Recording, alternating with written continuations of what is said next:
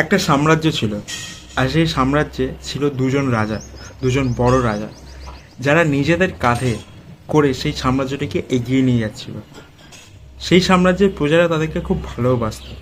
বছরের পর বছর তারা সেই সাম্রাজ্যকে শাসন করে গেছে। তাদের কাজ প্রজাদের প্রচণ্ড পছন্দ হয়েছে, তাদেরকে লোকে ভালোবেসেছে। কিন্তু হঠাৎই একটা সময় আসে যখন সেই প্রজারা তাদের থেকে মুখ ফিরিয়ে নেয়। তারা নতুন নতুন অনেক কাজ আনতে থাকে, কিন্তু তাদেরকে সেই প্রজারা পছন্দ করতে চায় না, তাদেরকে পছন্দ করতে অস্বীকার করে তারা। ঠিক সেই সময় বাইরের সাম্রাজ্য থেকে এক নতুন রাজা আসে এবং শাসন করার চেষ্টা করে সেই সাম্রাজ্য। এবার কথা হচ্ছে, সে আনছে অনেক নতুন নতুন কাজ, সে করছে মানুষের মন জয়। এবার ব্যাপারটা হচ্ছে, সে কি টিকবে? তার এই কাজ কি দর্শক পছন্দ করবে? Welcome to another episode of Cinemawala. আজকে আমরা রিভিউ করব শাকিব খান অভিনীত মুভি দরদ এর টিজার নিয়ে। তো চলো ভিডিওটা শুরু করা যাক। তো মুভিটিকে পরিচালনা করছেন ডিরেক্টর অনন্য মামুন, যার কিছু কাজ মোটামুটি ভালো, কিছু কাজ অতীব জঘন্য। তো মুভির কাস্টে কারা কারা রয়েছে? প্রথমে মুখ্য চরিত্রে রয়েছেন সুপারস্টার মেগাস্টার শাকিব খান। এরপরে রয়েছে বলিউড অভিনেত্রী সোনাল চৌহান, টলিউড অভিনেত্রী পায়েল সরকার, রাজেশ শর্মা এবং রাহুল দেব। তো এইবার আসি গল্পটাতে। এই মুভিতে শাকিব খানের ক্যারেক্টারটা রয়েছে স্প্লিট পার্সোনালিটি ডিসঅর্ডার। তার একটা বডির মধ্যেই দুখানা ক্যারেক্টার রয়েছে, বা হয়তো এর বেশিও রয়েছে। এমন না যে বলিউডে বা টলিউডে এরকম মুভি হয়নি। বলিউডে এরকম মুভি হয়েছে অপরিচিত বলে, হলিউডে হয়েছে স্প্লিট বলে, আর বাংলাতেও রয়্যাল বেঙ্গল টাইগার বলে জিৎ ও আবির অভিনীত একটি মুভি রয়েছে। তার গল্পখানে শাকিব খানের ক্যারেক্টারটা হয়তো পাস্টে কোনো ট্রমা রয়েছে, যেটা ওকে এখনও হন্ট করে বেড়াচ্ছে।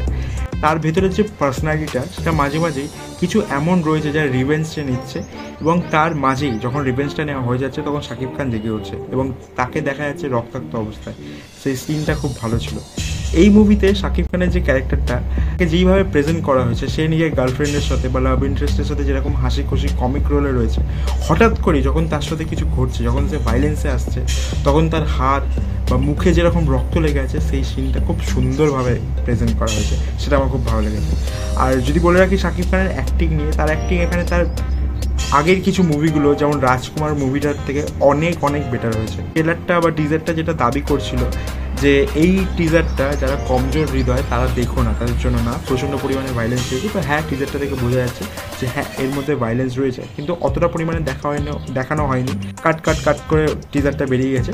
যাই ভাইলেন্স রয়েছে, বেশ মোটামুটি ভালোই রয়েছে। এখনকার মাস মুভির থেকে অত্যন্ত পরিমাণে বেশি বলবো না, বাট রয়েছে, যতটা রয়েছে ভালো লাগছে বস। এরপরে এই টিজারটাকে যে জিনিসগুলো এই টিজারটাকে প্রবলেমেটিক বানাচ্ছে, দ্যাট ইজ এই টিজারটা ঠিকঠাকভাবে এডিট করা হয়নি বা ঠিকঠাকভাবে কাটিং ব্যবহার করা হয়নি।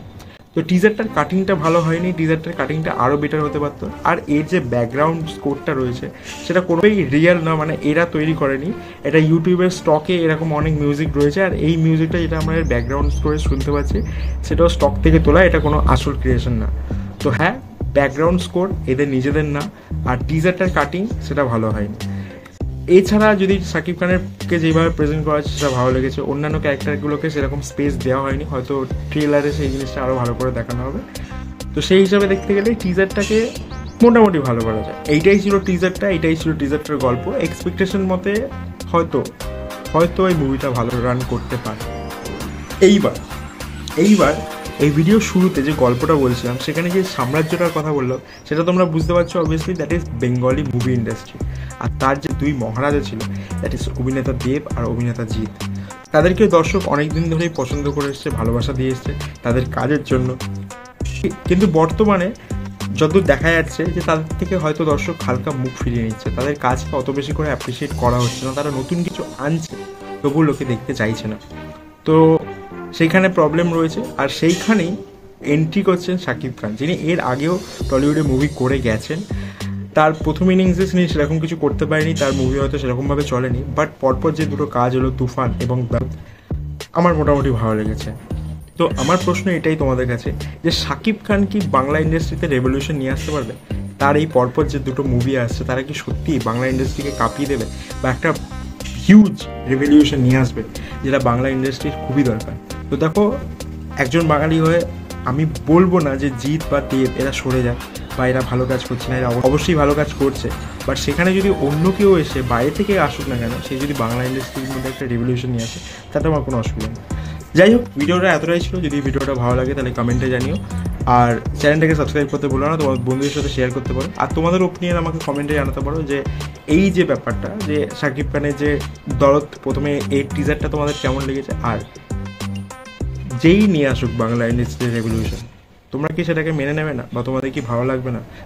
বাংলা ইন্ডাস্ট্রিকে কি শাকিব খান নতুন রেভলিউশনের মুখে নিয়ে আসতে পারে? তো চলো, দেখা হচ্ছে পরের ভিডিওতে। Tata, piece.